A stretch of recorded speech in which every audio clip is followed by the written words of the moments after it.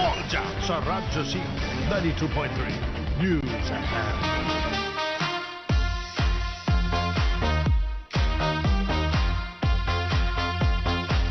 Ayun, 8:08 na po ng umaga.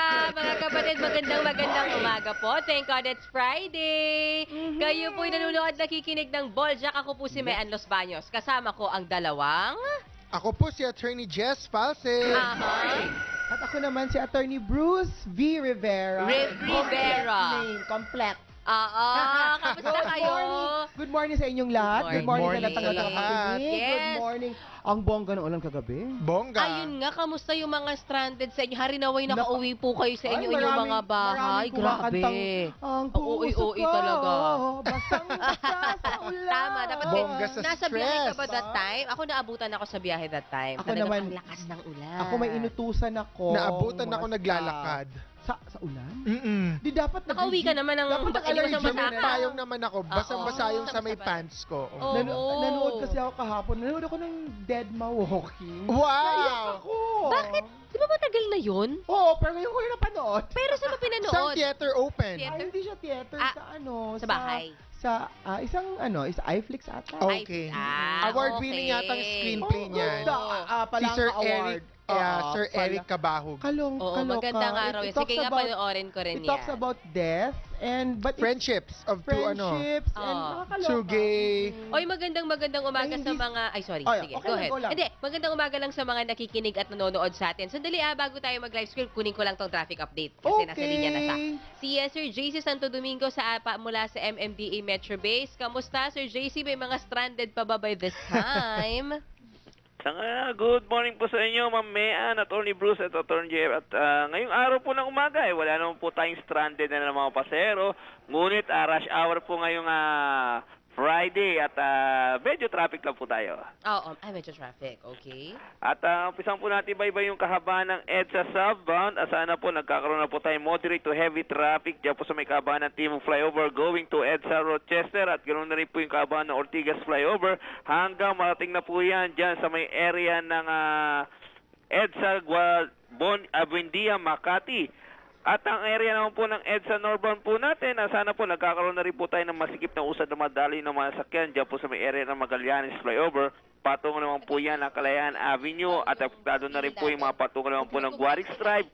Patungo naman po dyan sa may area ng EDSA Santolan, Biserano. Samantalang ating C5 southbound, nagsisimula na po tayo magsikip ng usad na madali ng mga sakyan dyan po sa may kahabaan ng Libis Flyover, tuloy-tuloy po yan hanggang marating na po tayo ng Kalayaan Avenue at apektado na rin po yung market natin. Patungo naman po yan ng Fort Bonifacio Global City. Yung ating normal naman po ng C5, sana makatapos pagbagal dyan po sa may kahabaan ng Leve Mariano Avenue hanggang marating po tayo ng McKinley at ganoon na rin po yung kahabaan ng Gate 1 Ateneo hanggang marating na po tayo ng Miriam College. At yung Commonwealth po natin, nagsisimula na rin po tayo magsikip dyan po sa may area Regalado Highway.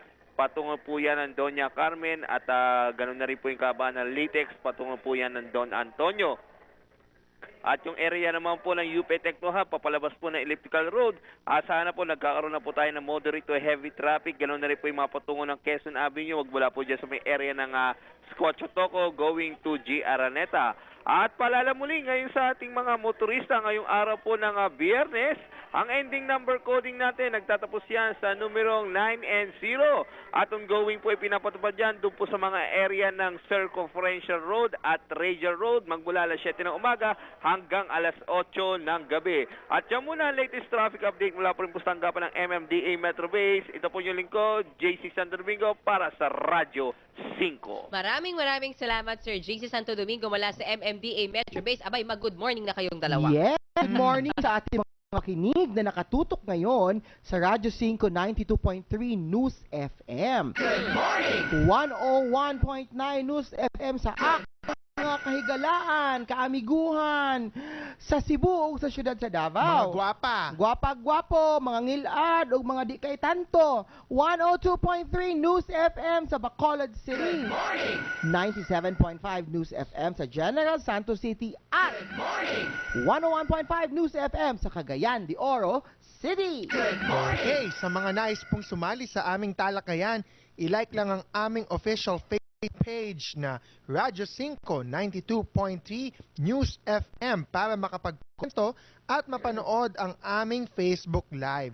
Maaari nyo rin po kaming mapanood sa news5.com.ph.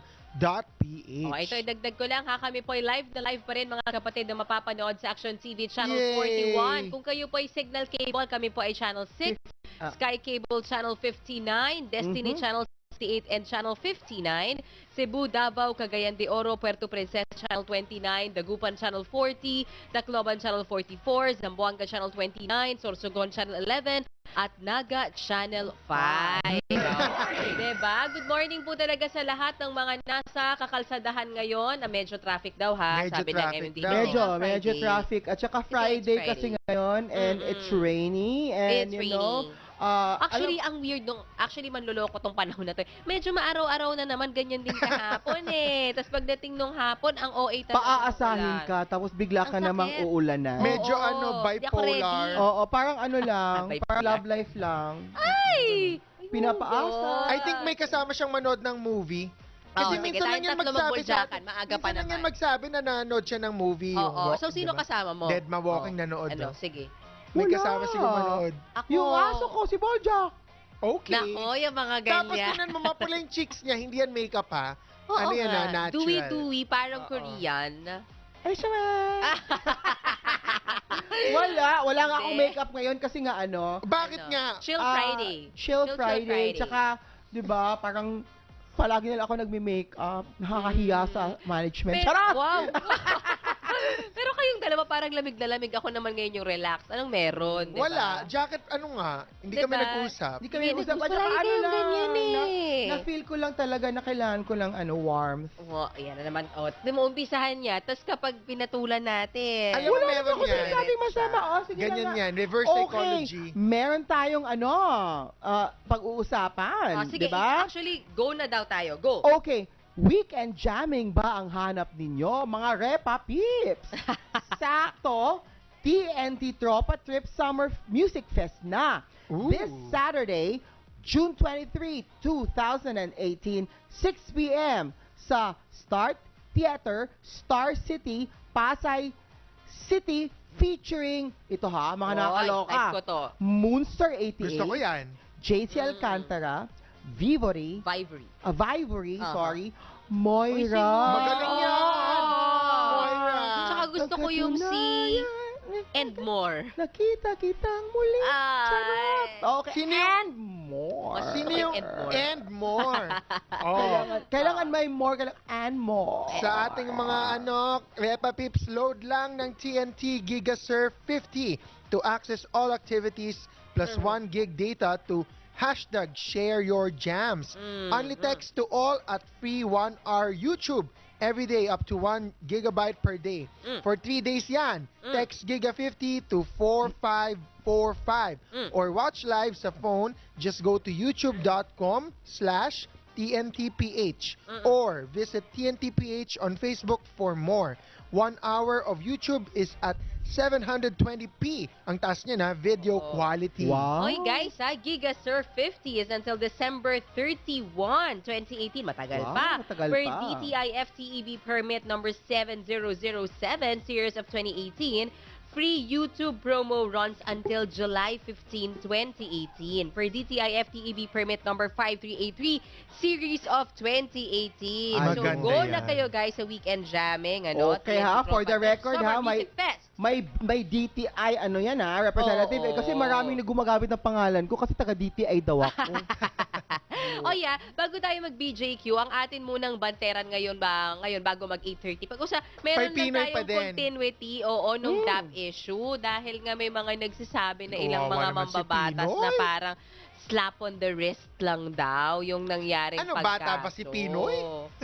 Parang, actually, ang dami nag-react kahapon Sila Senator Gordon, Senator JV, ang sinasabi nila, dahil billions yung pinag-uusapan, dapat daw talaga nothing less than Plunder. technical Technical malversation. malversation. Parang, Pero may malaking tanong ako sa mga senador. Sana walang nagko-comment kahapon na kuha ng pondo Sila lahat nakakuha? mula sa DAP. Ito nga, ito nga makakausap natin, calling pa tayo. Si Senator J.V. Ejercito ay umamin na siya mismo pala naambunan nito nung panahong kongresista Kaya siya. nga. Pero hindi raw niya alam na DAP yun. Pero ang sinasabi niya, about 5 to 10 million sa mga minor allies ha. Pero kapag major allies, Ay! major Major talaga. Nasasaktan ako sa mga ganyan. hundreds of millions. Major allies. So parang basically kasi ang tanong naman talaga siya, kahit yung kahapong tanong natin, ibinulsa ba nila Pinoy yung pera na Yeah. ni-realign? Hindi, pero ano eh. Hindi pero talaga. Hindi ko- talaga. Hindi yun nga yung Pero nakakatawa ginamit sa kasi. political favor. Yeah, political favors. Oo. Pwedeng, Di umano. pwedeng, Machiavellian. pwedeng kumita siya not in money but in some sort of, Political, power. or play.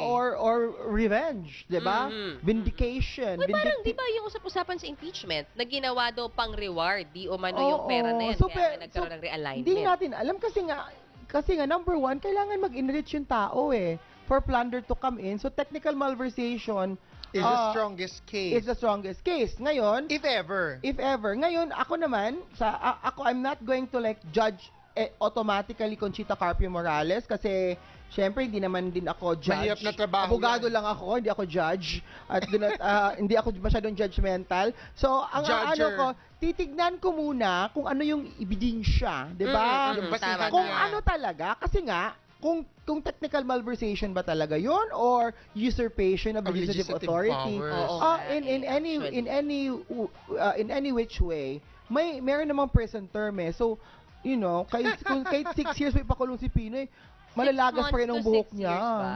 Kahit naman 6 months, sino bang gustong 6 months Oo to 6 naman. years. Sinong gustong makulong sa QCPD jail na Ay, nakakaloka. may namamatay? Uy, meron pa ako 5 na tao sa isang Malabon buwan? ba yung nakita ko siya kanabotas kung lala talaga. Nakatayo lang ata natutulog yung mga preso doon. lahat Malala ng talaga. preso walang magandang Ventilation. Oo. Wala, Diyos ko, ang amoy. Parusa itself oo. yung makulong Oo, ka. totoo Hindi mo lang. na kailangan Totoo ma-death lang. penalty talaga. Diyos Dati may Lord. kliyente ako, Grabe. model-model. Mm.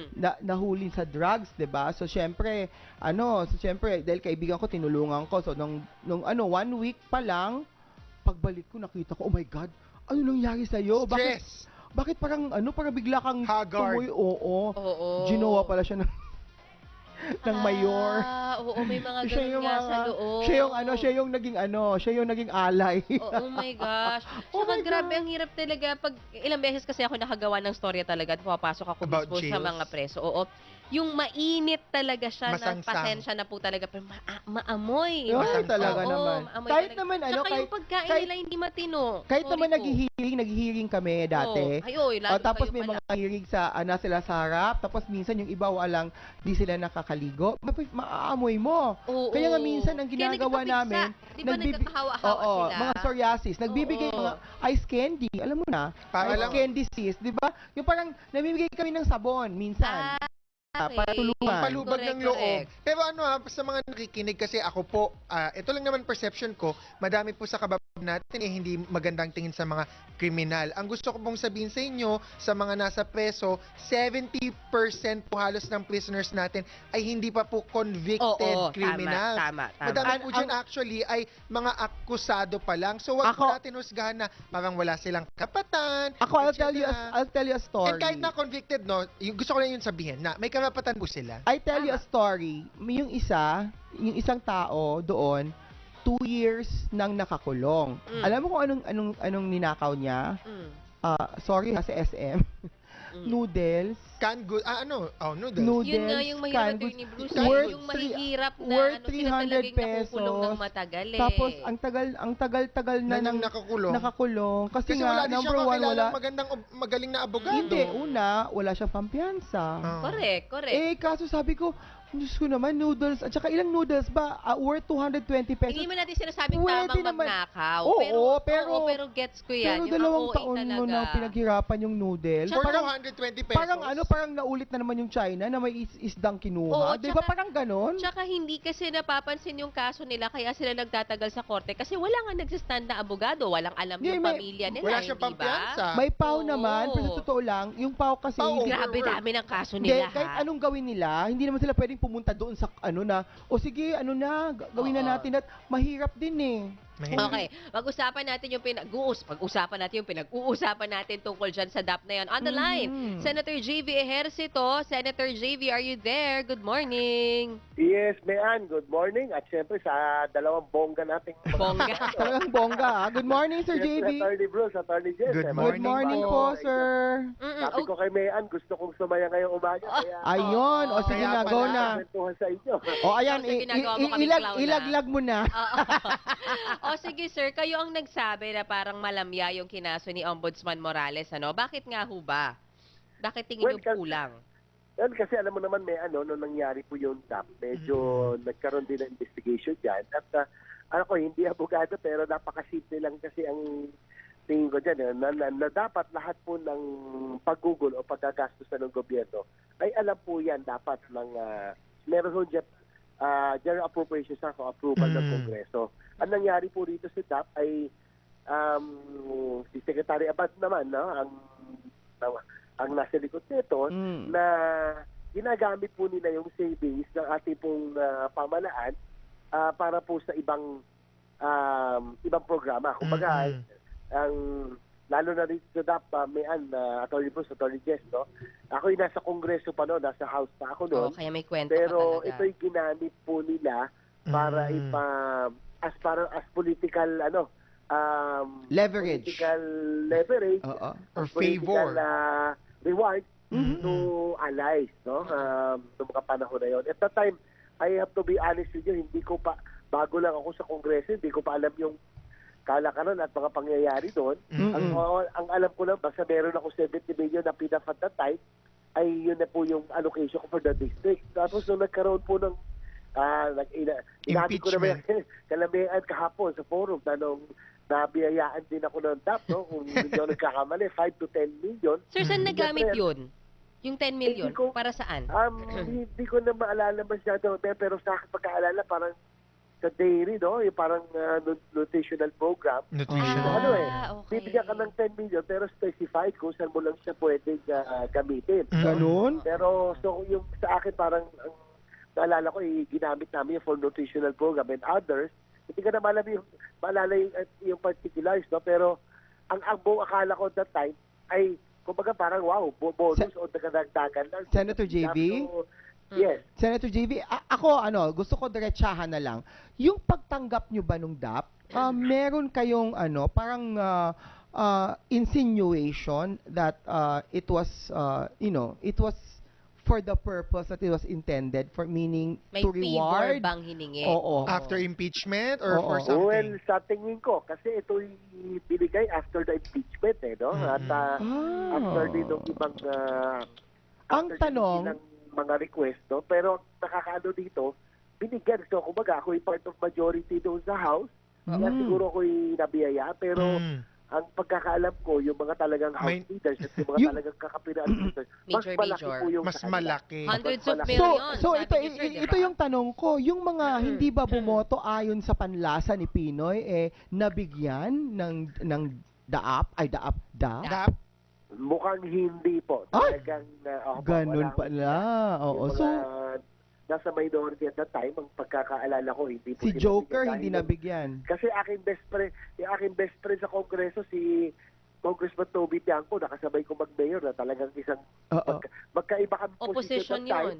Oo. Hindi ho siya nakatanggap. Oo, no? tama. Kasi Ay. kay siya that Opo. time. Ay, pero sir, ako ang tanong ko, paano nyo mapapatunayan ngayon yan? Kasi ibang usapan talaga yung sinabi nyo na hindi nga siya binulsa, pero ginamit siya for political favors, ginamit siya pang reward sa mga ipinasa yung mga batas o sa impeachment. Paano papatunayan unless may mga gaya mo nga na talagang umaamin, na naambunan? Well, kinakailangan talagang siguro talagang final ng kaso na talaga, no? Na nagkaroon ng investigation dito, no? Oo.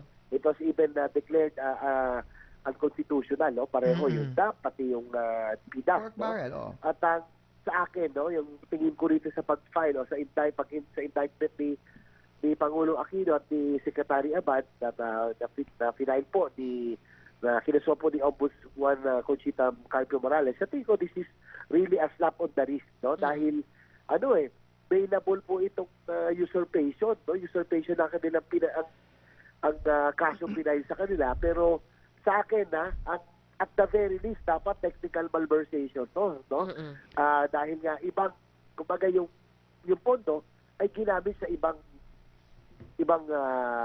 programa. So, Sir- at the very least, technical malversation. Senator Sir- JV, ako naman po magde-devil's advocate Attorney Jess. lang, si Attorney Jess po ito. Yung Yes, DAP na Attorney Jess. decision po ng Supreme Court, dalawa po, di ba? Sa una, merong imputation ng bad faith, pero tinanggal ng Supreme Court sa second decision at sinabi na, komplikado nga naman to na question of law, parang yung kay Grace po na issue, tapos sinabi din naman po nila na, Komplikado kay Grace na presume ano naman po, regular or constitutional nung in-implement nila tong mga act. So, hindi ba pwedeng depensa yan nila na hindi naman nila sinasadya or hindi naman nila inintend na ma-violate yung mga batas? Well, sa akin, Attorney Jess, Attorney Bruce, Ben, sabi nga nila, The thing speaks yung for itself. good faith is not, yung negligence is not an, it's not an excuse, no? At sabi nga Stupidity is also not an excuse. kahit na gaano kaganda yung intention mo, even if you acted in good faith, no? It's still, meron ka pa rin violate and meron po tayong mga batas, no, na dapat na sinusunod, no? So, ang sa akin, sabi nga nila, the road to hell is paved with good intentions. Wow! So, kahit na maganda ang inyong intention, kung mali yung paramamaraan, tulad nito, maliwanag sa ating batas na any program, any expenditure of government has to have congressional approval or dapat magkaroon ng appropriation. Pero So, it is liwanagin ko lang, sir, yung Opo. sinasabi mong technical malversation is for Secretary Abad, pero si Pinoy, technical malversation din ba ang gusto Dapat. mo sa kanya? sa tingin ko may kahapon, siguro ako naman yung personal ko lang na tingin ko na si Pinoy kahit na talagang hindi ako fan yan, hindi ako believe sa kanya, magkaiba kami lagi ng panic, pero tingin ko naman ay hindi siya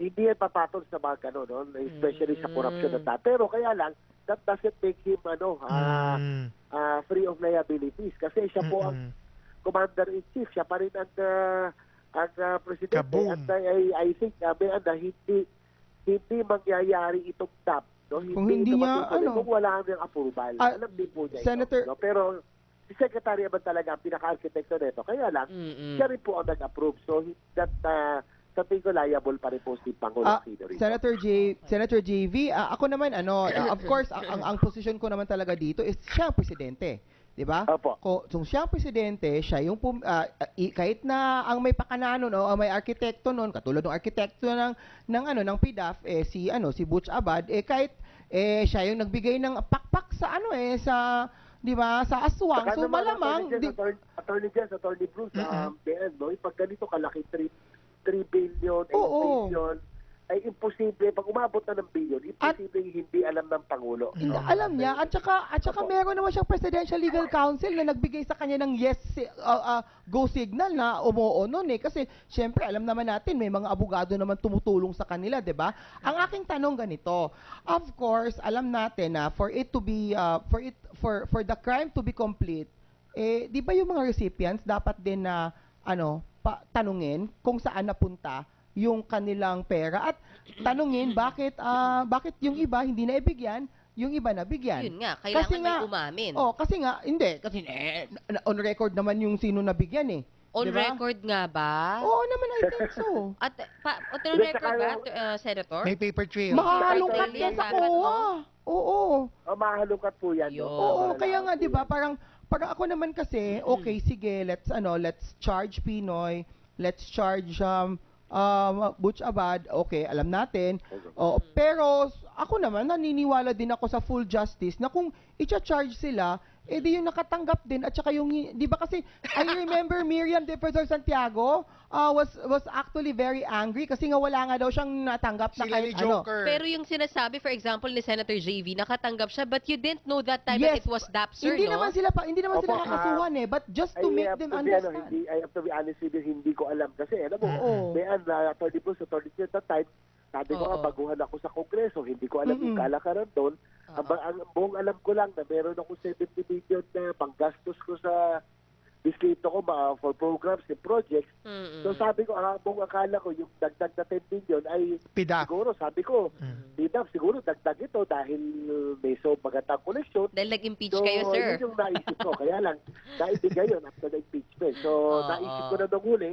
Tapos yung kaibigan ko si Congressman Toby Tiangco, na magkaiba kami ng position that time, wala siya natanggap. Wait, So, doon ko na naisip na talaga reward niya po ito. Sir, sorry, naubusan kami ng time, pero short and sweet. Maganda lang yung sinabi mo na si Secretary Abad, parang naging habit niya nung panahon niya na mag-realign. Because this is not the first time yung doon sa DAP ng impeachment. Di ba pati ding VAC siya? Ni-realign din nila? Yes, tama ka dyan, no? Ha? Parang yung use of savings, parang naging habit na ni Secretary Abad to use it for another purpose. In this case, tama ka yun. Then siya na ito'y kinuha sa miscellaneous personal benefit na talagang napakalayo nung programa na pinaggamitan. Napunta siya sa pagbili ng Degvax. Ngayon po, itong pinag-uusapan natin lately, yung health funds na ating pong hinahanap ngayon kung saan na-divert. Apparently, meron na naman itong sumabog na 8 billion worth na rural health station. Yes. Na 200 lang ang nagawa. 200 lang nagawa na out of the 3,200 and at the same time, yung source of funds niya, again, from the miscellaneous and personal benefit fund. And kung maalala mo, pinakita ko sa inyo, Atty. Bruce, Atty. Jim, yung pong SARO nito was in December 29, 2015, pagkasama itong rural health station na about 8 billion, kasama yung Degvax na 3 billion. Kumbaga parang realign na naman. Hinabol talaga bago matapos yung 2015. Lipat-lipat. Okay. Sir, maraming salamat sa Thank you inyong po. oras. Ikaw ba'y may flight? At sabi mo kanina, no? Tama ba? Paalis ka ba, sir? Ay, po, pwede mag-antay kahit sino, basta yung dalawang bobo. Ayan. So hinihintay ka ng replano mo ngayon, ha? Okay, Sir, maraming Thank salamat you sa inyong po. oras at Salamat. ingat kayo, sir, ha? Salamat. Safe travels po. Good morning. That's Senator J.V. Ejercito. Pag-usapan pa natin Saan mamaya. siya papunta? honest. Saan siya Very- papunta? Hindi ko alam kasi kagagaling yung Tsaka, Japan. Hindi ko alam tsaka huwag ngayon mo sabihin saan. kung saan pumunta. Baka ano, di ba? Machireret. Galing na chireret. Bakit Okay. senator siya? Hindi, Tama, kahit tama naman may naman. private Security life din siya. May private life siya. 8:34 na umaga mga kapatid. Maganda po yung Boljak question of the day namin sa aming pagbabalik. Pagbabalik. Magbibreak lang po ang Boljak. See you!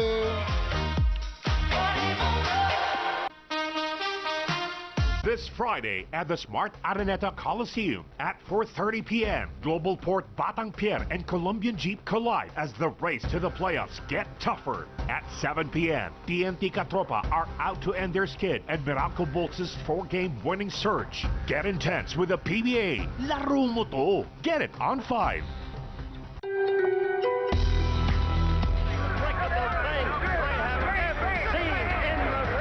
Welcome to the extreme sport of no limits freediving. Now, who am I? What am I? Where am I going? Traffickers making large bets on the Colombian team. This is for you! 30 for 30.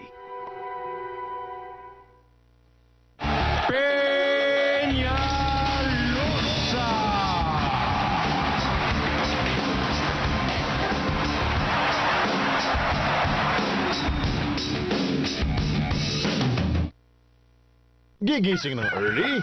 Dahil need to get ready. Don't worry. Sasabayan ka ni Orly.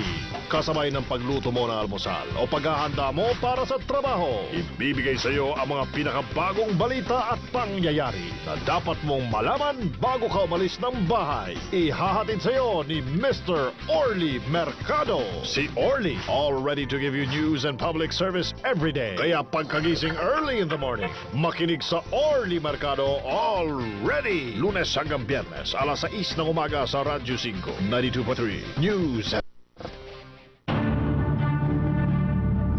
The world has changed. This is a time when we know so much, but understand so little. When perspective can alter even what we thought to be true. This is our new reality. And the only way to survive this is by working as one. By combining what we know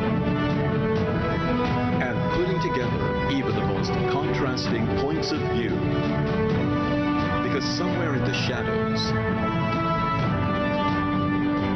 Somewhere in the pieces of the puzzle that we hold, we know that together we can find the truth.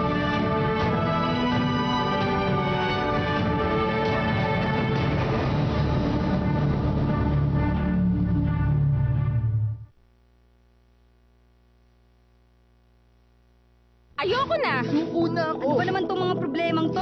Inis na ako. Nawawalan na ako ng pag-asa. Puno ba ng negatibo ang buhay mo? Gawin nating positibo.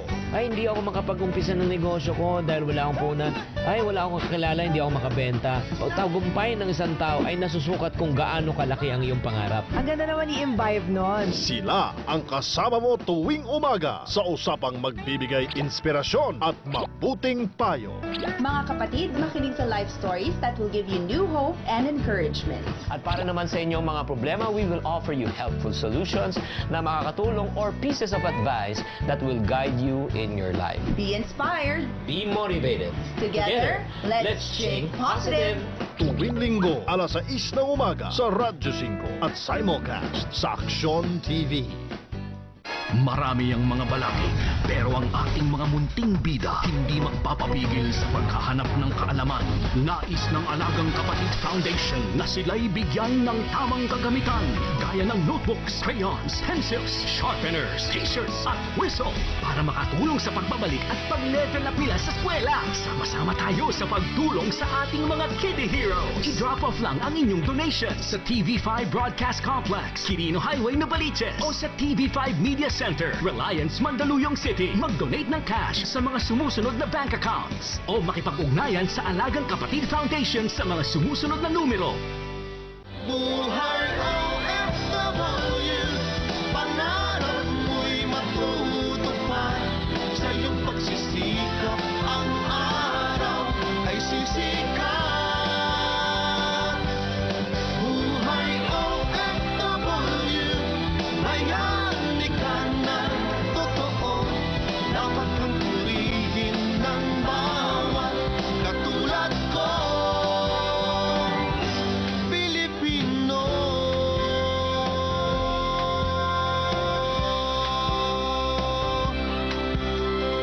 Buhay OFW.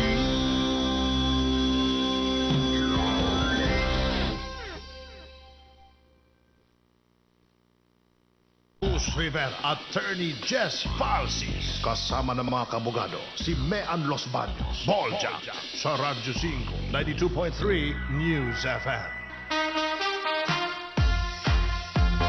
Ay, 8:40 na po ng umaga mga kapatid ha. Kamusta po kayo? At salamat sa inyong pagsama sa amin dito sa Bolja. Ako po si Mean Los Baños, kasama ko. Ako po si Attorney Jess Falsis. Ito naman si Attorney Bruce Rivera. Oh, may comments pa kayo bago natin tapusin yung issue ng DAP dun sa ating naging interview kay Senator JV? Well, actually nakakatuwa na may senador na umamin na nakatanggap siya na kahit 5 to 10 million bilang So, siguro it's At about time. magkapatid silang umamin. Si Oo. Senator Jinggoy yung whistleblower Siya yung nito noon. tama. Oo, Siya yung whistleblower. so dapat yung ibang senador should also, own up and in a way idaan nila talaga sa investigasyon kasi kung totoong ang chismis na merong nakatanggap at merong hindi, baka naman talagang pabuya talaga. At hindi Diba? maganda. Hindi talaga maganda na maganda. ginagamit Oo. nila yung pera ng tao sa pagpapabuya. At galing yun sa mga proyekto na dapat may gagawin sa proyektong yun. So kaya yung mga sino kayo naapektuhan? Tama, kasi nag-realign ka. So, ibig sabihin, Attorney Bruce, tinanggalan mo yung isang ahensya o isang programa ng pera para gamitin mo sa political favor. Yeah, alam ko merong Diba? yung dredging sa sa ating flood control, tinanggal yan.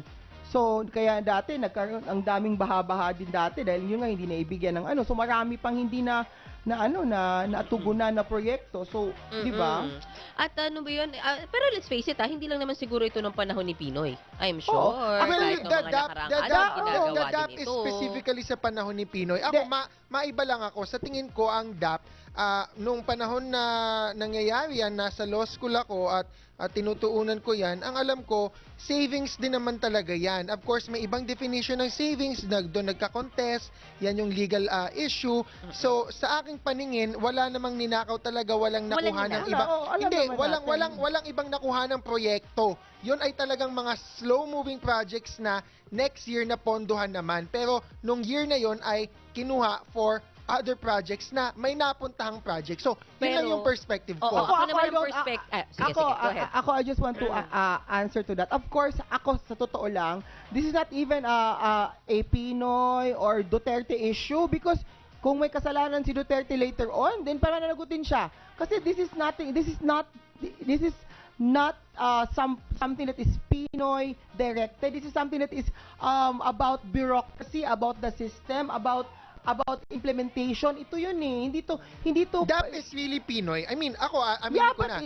It's special to his administration. But ang PDAP happened kay GMA and on other even under President Duterte, allegedly may mga PDAP pa daw, pero parang wala pang nagke-question sa mga GAA. Ako gusto ko lang i-point out yung idea ng savings na ako naman, ang punto ko dito, Attorney Bruce, hindi siya basta dahil slow-moving projects. Ang mali kasi talaga dun sa DAP, nag-declare sila ng savings middle of the year. Which you do not do. Kasi nga, ginagawa pa yung projects, ba't mo tatanggalin? Tapos sabihin mo savings na. Plus, nagre-realign kayo from one agency to another, one project to another, without the approval of the Congress. Na authority ng Congress yan. Remember, hindi authority ng executive remember, mag-realign. Art, appropriations, revenue tariff should originate from Congress. Ang mali talaga sa DAP, yung cross-border. Pero yung within sa executive branch, sa tingin ko madaming lusot si Pinoy doon at si Butchabad because within the executive branch, madaming powers talaga ang president to realign within the executive branch. Ang mali is yung from the executive branch to the legislative, or from legislative, even to the Supreme Court. May mga ganun. Pero parts ng DAP eh. Pero ang malalaki kasing pera, andun sa andun binigay sa mga senador eh. And then, pero ang punto ko lang naman, kanina, yung naririnig ko na may mga natanggalang proyekto, sa perspective ko, ang alam ko, yun talaga, may ibang definition lang sila ng savings, may natanggalan, pero next year, nung gumalaw ng proyekto, napondohan yon, pero nung panahon na ginamit yung savings, may ibang proyektong napondohan. Pero ang sinasabi din ng Congress at ng Senate doon, parang the executive, hindi nila otoridad na magsabi na, oy, slow-moving ka, tanggalan ka ng... Correct. Kasi tuwing budget hearing, ang Senate at House ang nagsasabi na, hoy, slow-moving project ka, hindi ka na namin bibigyan parang ng budget. Parang sinasabi na, sige, kasi hindi ka naman kain o tagalan ka na kain. Ginagawa talaga sa Senate yan. Kunwari may isang ahensya, tapos nakikita nila, ang dami mo pang pera, wala kang ginagawang project, hindi ka na namin bibigyan next year or konti na lang ibibigay namin sa'yo next year. Ganon yun. So, ako, ang punto ko, may napuntahan yung pera, pero hindi nga sila dapat yung nag-authorize or hindi pa tayo sure kung may napuntahan yung pera. Hindi kasi senador at congressman yung mga gumasos. Wala pa namang umaamin sa kanila. Pero hindi nasagot ni Napino yon. Sagot na yun ng mga senador at congressman. Tsaka ako talaga mas naniniwala ako, pasensya na, pero medyo naniniwala ako dun sa point ni Senator JV na medyo ang arkitekto talaga nito si Secretary Abad. Medyo mas siya talaga yung nakakaalam nito kung saan talaga napunta. Ako binasa ko ulit yung komento ni Ombudsman Conchita. Kaya daw hindi technical malversation, kaya daw hindi ibang kaso dahil kulang yung elemento. At tinake note niya yung good faith doon sa desisyon ng Supreme Court. So, ang pwede lang daw at most is usurpation. Pero ako, sa tingin ko naman, even the good faith defense, kung tinanggap niya sa technical malversation, for me, will also apply sa usurpation. Nakita ko yung kanyang, makita mo ba yung pagtatare niya kahapon? Pero talaga siya eh. Pero yung reporters siya nagtatanong. Oo, pero yung good faith kasi parang sa tingin ko, kung good faith is something that, you have done everything and yet, you did it. Ito kasi, kung good faith naman resulting to negligence, kasi hindi ka nagbasa o hindi ka nag-aral o hindi mo pinag-aralan, ay hindi good faith yun. Katangahan yun. That is negligence. Oo. Okay, so gusto nyo na bang mag-BJQ? Go! Yes. Sige, basahin nyo muna Ito yung magandang preliminaries and then yung BJQ nasa akin. So ako yung magbabasa ng BJQ kasi nasa akin. Okay, Pero basahin sige. nyo yung preliminaries. Go Okay, lang. sige. Go na tayo. Go. Isa sa mainit nating pag-uusapan ngayong umaga ay ang pagpirma ni Pangulong Duterte sa Philippine Mental Health Law. Okay. Ikinatuwa ng marami ang pagpasa sa batas na ito dahil mapagtutuunan na ng pansin ang mental health needs ng mga Pilipino. Ay, Diyos ko. Mas mapapalapit na rin ang serbisyong medikal para sa mga mahihirap nating kababayan, lalo na't parami na ng parami ang insidente ng pagkakamatay dahil sa kanilang mental condition. Pero, magpapakamatay. Pero sa kabila nito, isang mental health advocate ang tila may agam-agam. Pa rin dito, particular na umano yung involuntary treatment ng pasyente na makakaharap sa isang psychiatric emergency kung saan maituturing na wala umano siyang tamang kaisipan at legal na kapasidad para makapagdesisyon para sa kanyang kondisyon. Anila, ang involuntary admission ay isang uri ng paglabag sa human rights standards na itinakda ng UN Convention on the Rights of Persons with Disabilities. Ikinababasa rin umano nila na maaari itong magamit bilang panakot, lalo na umano sa mga legal na usapin. Anong say nyo dito, mga kaboljak? Sali na at sagutin ang aming Boljak Question of the Day na... Boljak Question of the Day. Tanong ni na Bruce at Jess. Sagutin nyo. BJQ. Ito ha, ang ating Boljak Question of the Day, guys. Tiwala ba kayong masosolusyonan ng kapapasalang na mental health law ang mental health issues ating mga kababayan? At pwede kayong mag-comment sa Facebook Live sa aming Facebook page na Radio 5 92.3 News FM. Siguro kayo, comment muna kayo on the mental health law. I guess it's a very, very, very good law. Yeah, being mentally incapacitated. Congratulations, President. Having mental problems of our own, 'di ba? Oh, alam na tayo lahat, we have some sort of mental divergence. You know, may doesn't necessarily have to be baliw. Depression is mental issue, ha? The problem kasi with Anxiety. Filipinos is that kung may ganun na, baliw na. O kaya yun yung problema sa ating mga Pinoy. Which is not the case because in many states, including hindi naman lang lahat ng western states, but lahat ng mga states, they value very much yung mental health nila. That's why that's why kasama sa kanilang yung mga psychiatrists, yung welfare mga states, yung mga yung kanila talking to a psychologist, talking to a psychiatrist and everything. Dito sa Pilipinas po, may stigma. Unang pag-uusapan pag depressed, nako, kaartehan lang gawa-gawa yan. Gawa-gawa mo lang yan. Namatayan na nga, gawa-gawa pa rin. Parang you can just snap out of it. Ganun. Okay sana kung that's just mere sadness. Pero kung clinical chemical imbalance, clinical depression, or siguro nagkaroon ka ng there's a certain traumatic experience or even genetic predisposition. Kasi common naman yan eh. Yun nga, sinasabi ng iba yung voluntary treatment, of course, ako sa idea na kailangan natin i-specify kung ano talaga, kasi madali naman kasing mag-file lang na involuntary mo yan, di naloka na, biglang pinasok na agad sa mandalo yung loob. May safeguards naman siguro. Siyempre may safeguards yan. And I'm okay with that because it's high time that we notice these kinds of things. Ako naman, masaya din ako. Ang gusto kong unang i-congratulate ay dalawang tao, si Senator Risa Ontiveros na author ng bill na ito at si President Duterte for signing the bill into law. Ang maganda sa batas na to, Mayan, ang naiiba, mayroong tinatawag na advance directives. Walang ganitong konsepto sa ating mga batas before this law. Ang advance directive is sa panahon na hindi ka pa medyo nababaliw or hindi ka nasasaniban ng mental health issues, sa panahon na okay ka pa mag-decide, pwede kang gumawa ng isang kasulatan an advance directive kung ano yung mga pwede gawin sa'yo kapag nagkaroon ka na ng issue sa katawan mo or sa utak mo. Tama. Para masundan nyo ng ospital or ng mga kapamilya mo. Aside from that, pwede ka maglagay dito ng 3 support decision makers. Meaning, sa panahon na, yun nga, medyo nabaliw ka or nagka-problema ka sa utak or hindi ka magawa na aksyon sa sarili mo, may 3 ibang taong binigyan ka ng karapatan para gumawa ng desisyon para sa iyo. Sa batas natin before this, walang mga ganon. Pwede mong gawin yon privately sa mga magagaling na abogado, pero hindi yon institutionalized. Ang isa pang maganda dito dati ang ating treatment ng mental health ay more very medical.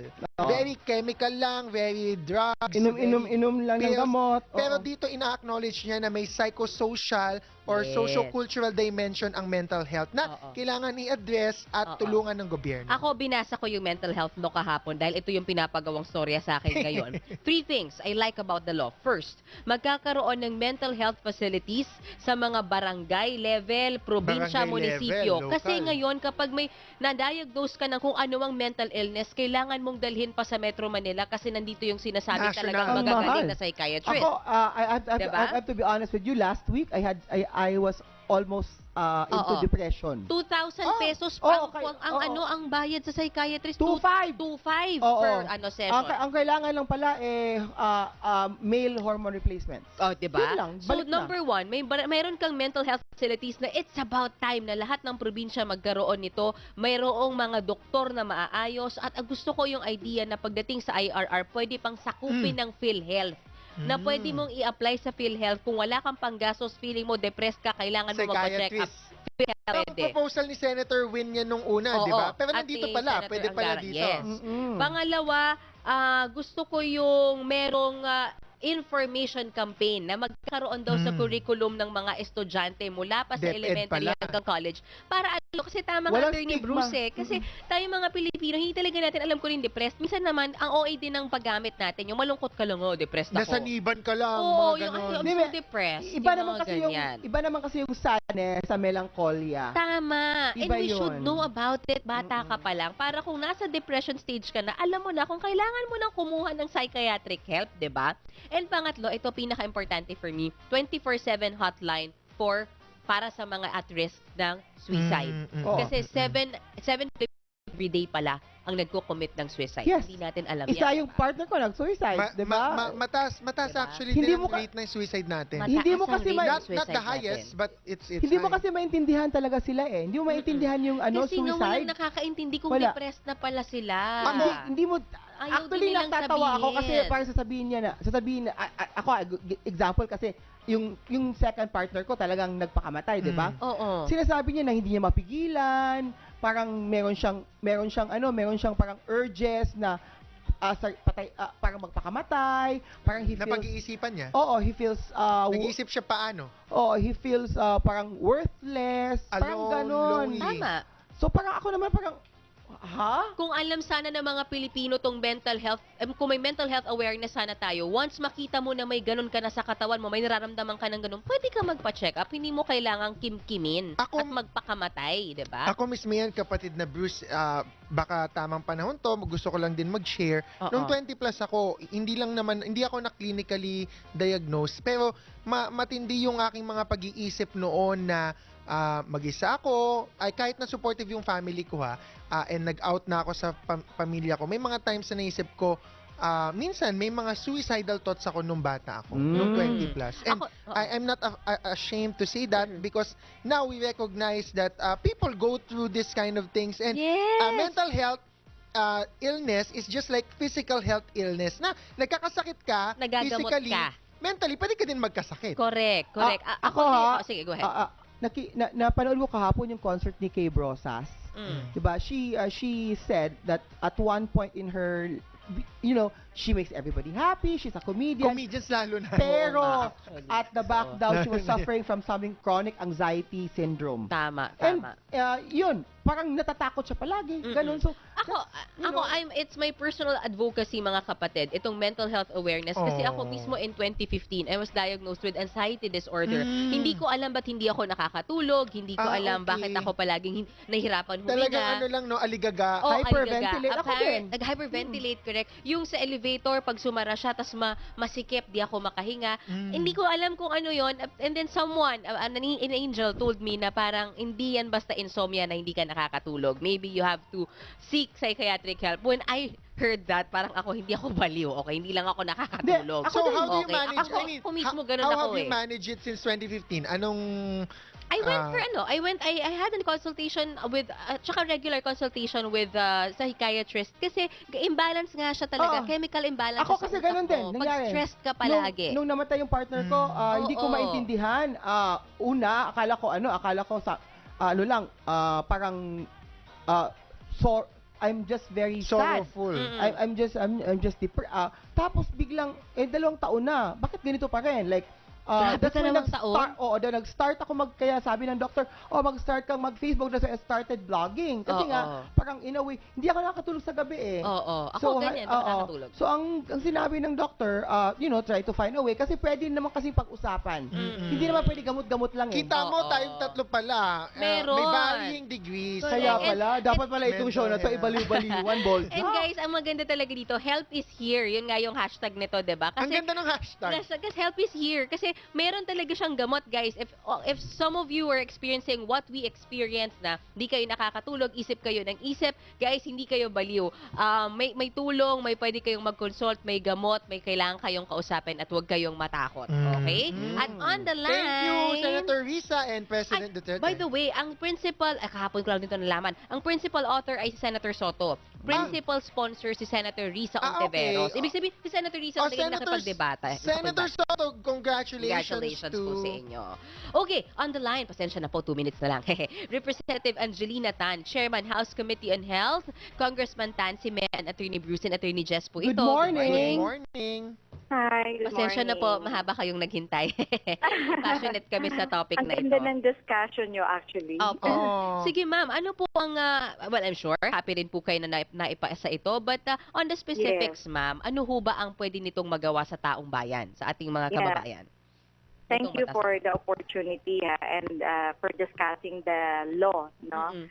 It has been long overdue kasi matagal na dapat natin to na naipas, no? Kasi mental health hindi kasama doon sa health services.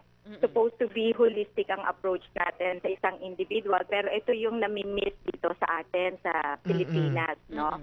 Ang magagawa napakalaki kasi finally yung need na hindi na-recognize at for a long time ay hindi na-accept ng mga Filipino ay maipoprovide na natin kasi sinasabi sa batas, i-integrate siya doon sa mga health services available in the country down to the barangay level. So gusto natin available yung community-based mental health services. And ang pinaka-importante dito, yung mental health services ay evidence-based, should be age-appropriate, kailangan din siyang gender-sensitive, rights-based, and faith-based.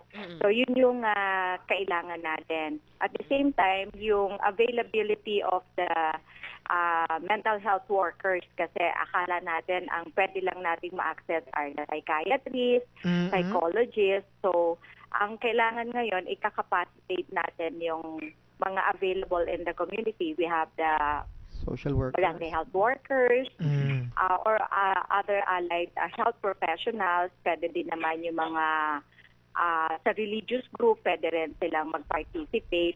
So yun ang pinaka-importante, na magkakaroon na ng isang komprehensibo na programa patungkol dito sa mental health care needs of individuals. Ma'am, And then, yes po. Congresswoman, may isusundot lang akong tanong kasi of course, ang isa sa mga causes ng like for example depression and other mental health issues ay yung sa mga babae more particularly at sa mga lalaki yung sinasabi nilang yung menopause, 'di ba? That's one of the causes na nagkakaroon po ng chemical and hormonal imbalance. And secondly, yung marami ding nagkakaroon po ng mental health issues on the side of the LGBT, more particularly the transgenders na nagkakaroon po ng problem when they do transition, nagbabago yung kanilang hormonal base, at yun, later on nagkakaroon sila ng problem. Is the law addressing it? Yeah. Meron.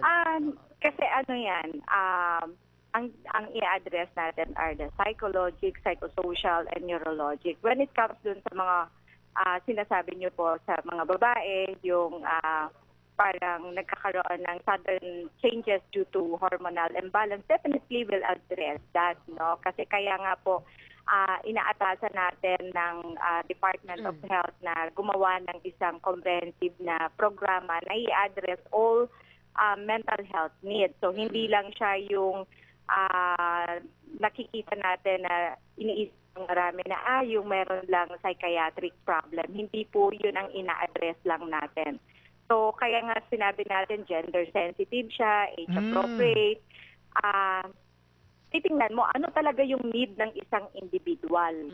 So yun po yung ating gustong i-address dito. And siguro maganda na discuss din po ninyo yung provision na nire-require natin yung services hindi lang sa barangay level pa, pero doon sa workplace. Yes, the workplace. Diba? Napaka-importante po yan na walang discrimination. natin both the government and the private na magkaroon ng programa na aayon po doon sa isinet na programa ng Department of Health and the National Mental Health Council. Kasi madagdag ko lang, tama po yung sa workplace. Kasi po madalas or may pagkakataon na nakukuha mo, for example, depression and anxiety kapag ang OA ng trabaho o hindi makatarungan yung tindi ng deadlines. So dapat the bosses themselves or yung mismong trabaho, may-ari ng kumpanya, alam niya how to address it.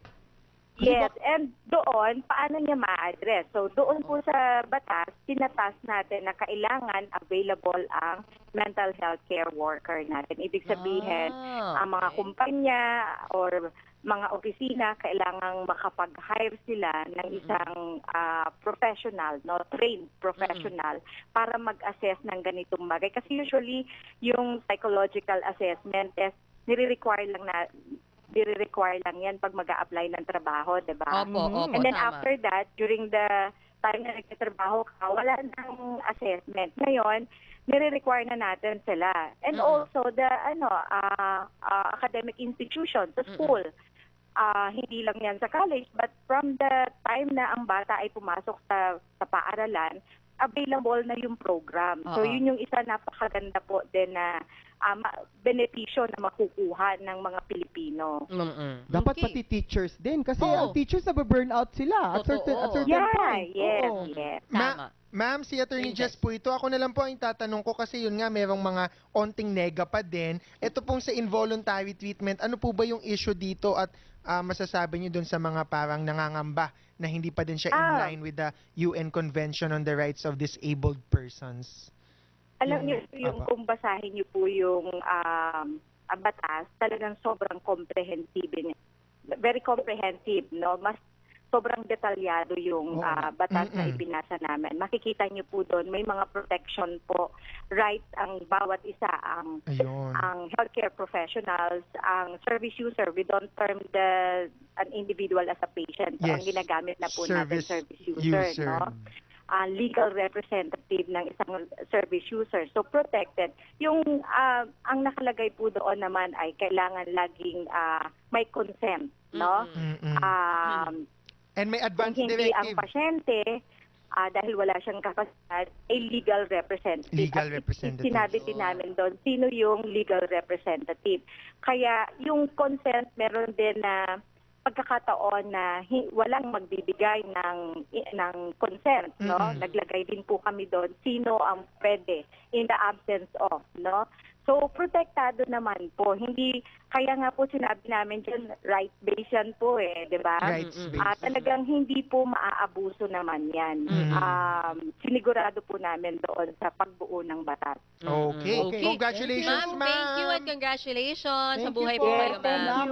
Thank you. More power. Thank you. That's Thank you. Representative Angelina Tan, Chairman, House Committee on Health. 9:06 ng umaga, mga kapatid. Babalik ang Magbibreak Boljak. lamang po kami. Babalik pa ang Boljak.